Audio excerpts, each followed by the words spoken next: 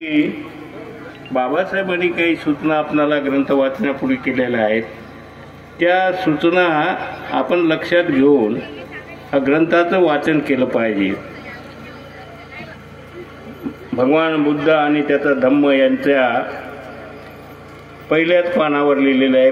परिचय नावाचं एक चॅप्टर लिहिलेलं आहे आणि त्यामध्ये त्यांनी काही संदेश आपणाला दिलेला आहे, काही सूचना आपणाला दिलेल्या आहेत। त्या सूचना कोणत्या आहेत? डॉक्टर बाबासाहेब म्हणतात, जर मरण आहे, धरण आहे, सर्व आहे, तर दुःखमुक्ती कोणती होईल? दुःखमुक्ती कशी होईल?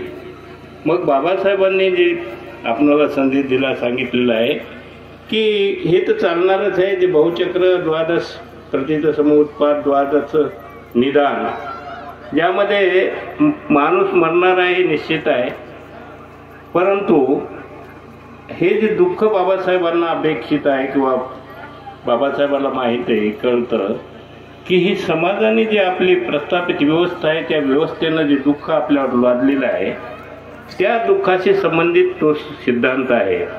मरण आहे, मरणार आहे, दुःख राहणारच आहे, म्हणजे तो दुःखाचा सिद्धांत मूळ शिकवणीमध्ये आहे की नाही अशा प्रकारची शंका व्यक्त केली। परंतु हा जो सिद्धांत आहे, दुःख आहे, दुःखाला कारण आहे, त्याचं निराकरण होऊ शकते आणि आर्य अष्टांगिक मार्गाने तो निवारण होऊ शकते अशा प्रकारचं। तर या आर्य अष्टांगिक मार्गाने कोणतं निवारण होऊ शकते, कोणतं दुःख निवारण होऊ शकते? माणसामध्ये माणसाला एक समकित दृष्टी असली पाहिजे। माणसाला कळलं पाहिजे की काय आपण कोण आहे। जोपर्यंत आपण कोण आहे कळणार नाही, आपली मर्यादा आपणाला कळणार नाही, तोपर्यंत आपणाला समकित दृष्टी आहे असं म्हणता येणार नाही।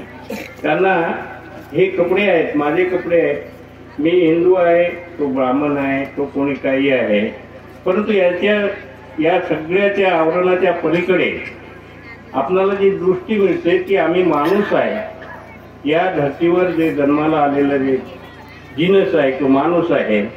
तर ही माणसं जर आपल्याला पाहता आले तर हे बाकीचे दुःख आपण निर्माण करतो। धम्म पंथ जात भेद हे दुःख मात्र निश्चितपणे नष्ट होतील।